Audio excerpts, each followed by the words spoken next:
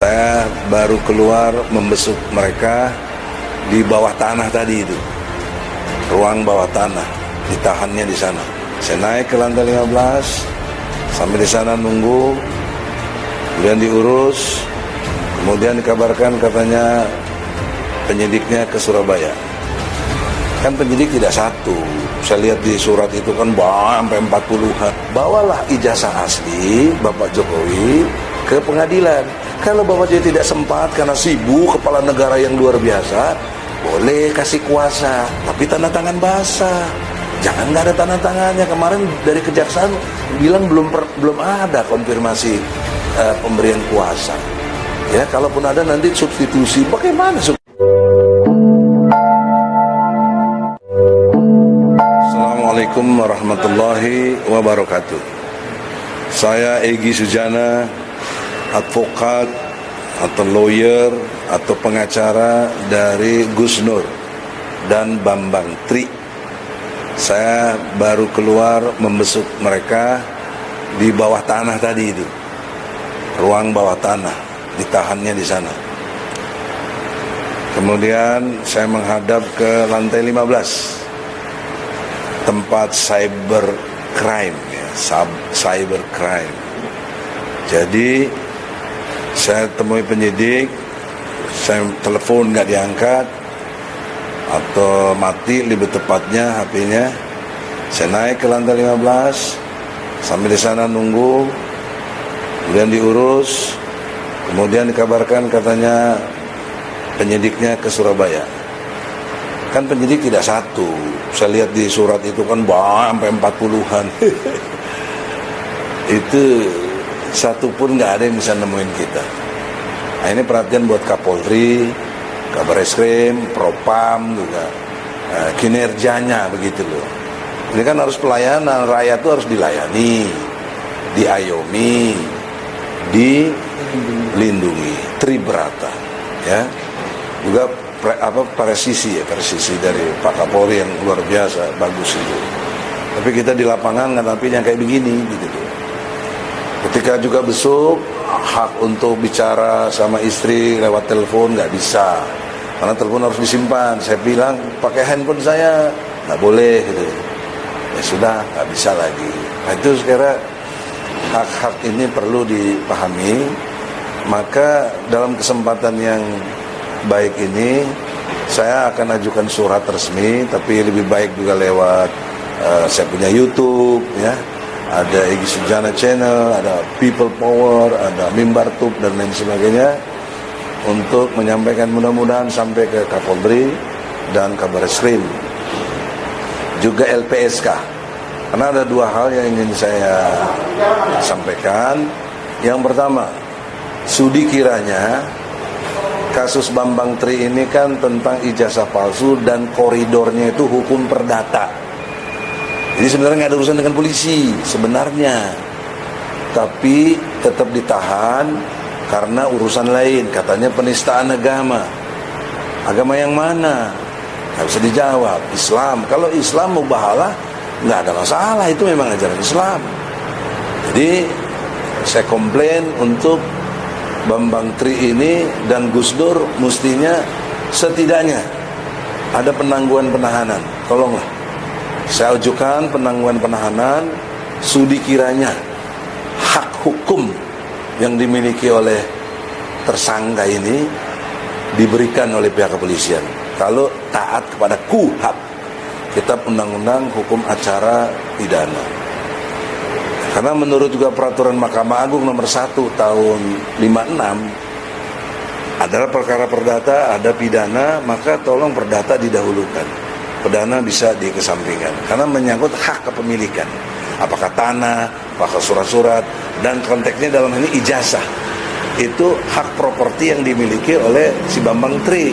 Dia hasil penelitian, dia survei, dia bikin buku, itu milik dia. Jadi kenapa kau harus ditahan di polisi? Nah, harusnya peraturan Mahkamah Agung nomor 1 ini sangat bisa dijadikan dasar hukum untuk ini koridornya perdata.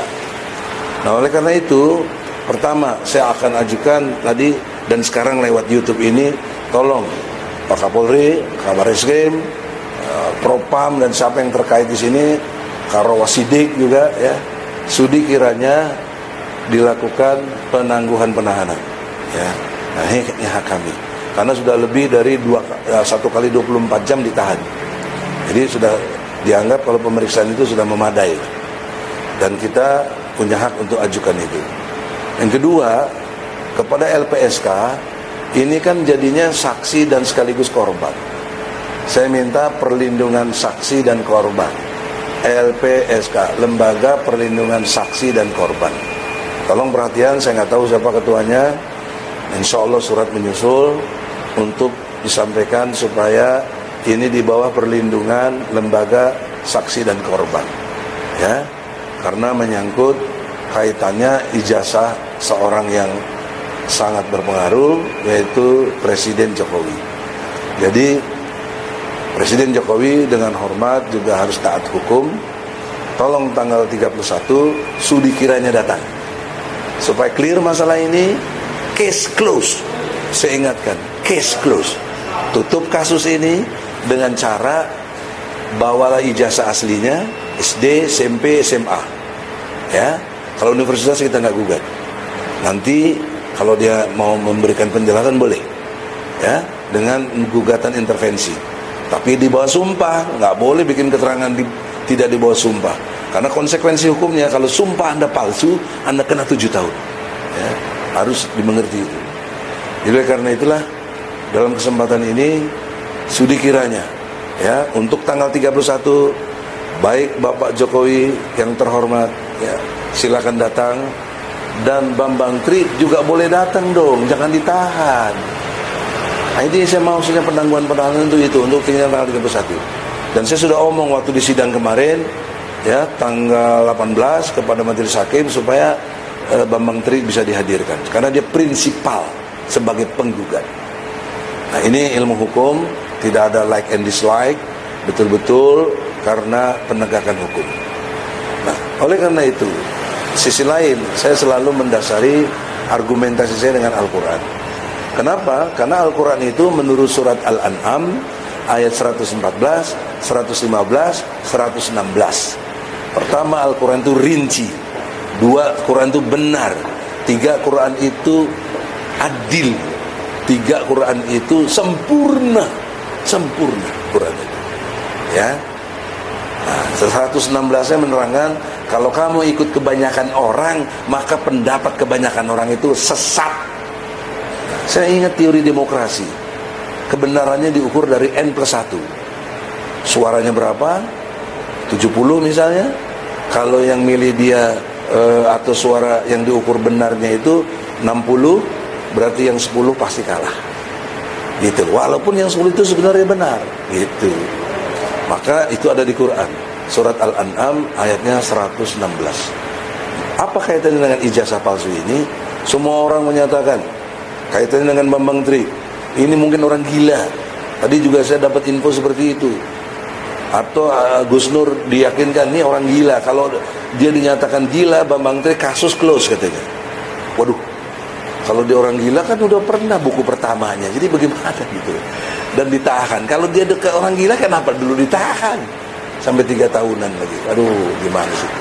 Dan juga implikasi seriusnya kalau dia dinyatakan dia orang gila, berarti Jokowi benar. Gitu.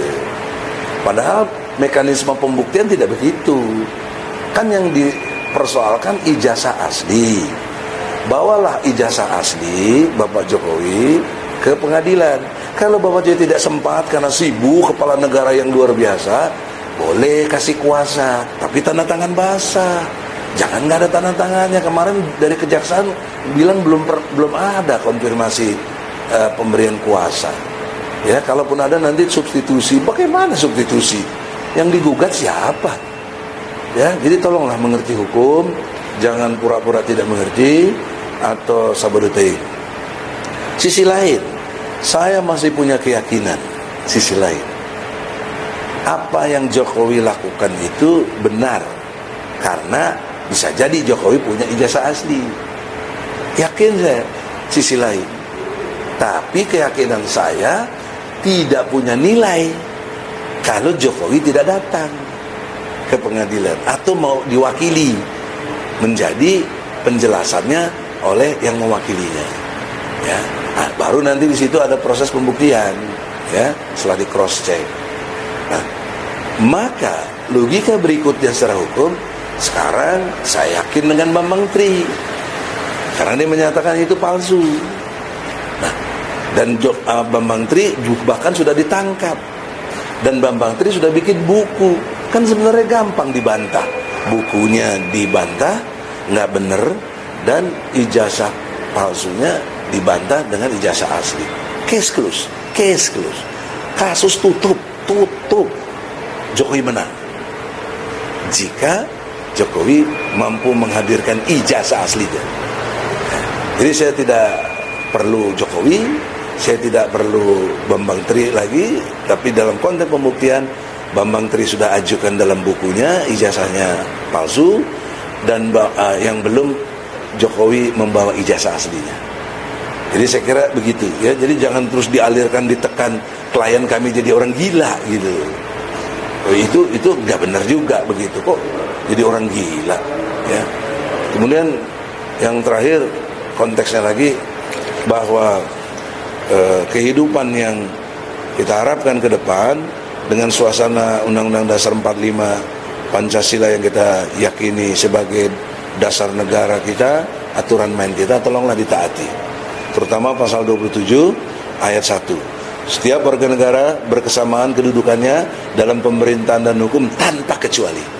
Jadi Jokowi dengan hormat, Anda nggak ada urusannya presiden, menteri dan lain sebagainya, karena menteri juga saya gugat, Mendikbud, ya, KPU juga, kalian sama di mata hukum dan pemerintahan ini tanpa kecuali. Sama dengan Bambang Tri, sama dengan Gus Nur, sama dengan saya. Kita semua sama. Kita treatmentnya adalah kemanusiaan yang adil dan beradab. Sila kedua, dan kita tetap jaga persatuan Indonesia. Semua ini yang saya lakukan demi Allah, demi Rasulullah, baik buat Jokowi. Ketika Jokowi juga memberikan ijazah aslinya, Bambang Tri yang nggak benar. Itu sekali lagi demikian. Ya, sisi lain kalau itu belum dilakukan atau minggu depan tidak dilakukan oleh Jokowi atau tidak ngutus orang, ya dengan hormat, harus dihormati hukum, berarti Bambang Tri yang benar. Dan untuk itulah kita gugat juga MPR, segeralah bersidang untuk memberhentikan presiden karena telah melanggar pasal 7A Undang-Undang Dasar 45. Setidak-tidaknya telah melakukan perbuatan tercela. Ijazah palsu kan tercela banget begitu, memalukan, ya. Sekali demikian, semoga siapapun Anda, mau cebong, mau kampret, mau apa, tolong dengan hormat, hormati hukum, ya. Saya nggak ada urusan dengan bela sana bela sini, saya nggak ada urusan dengan pecah belah bangsa. Saya mau menegakkan hukum, ya. Saya pasti jaga bangsa ini, tetap pemersatu bangsa. Makanya saya juga punya partai pemersatu bangsa. Jadi nggak mungkin saya mau memecah belah bangsa ini. Semoga demikian, semoga Allah ridho. Assalamualaikum warahmatullahi wabarakatuh.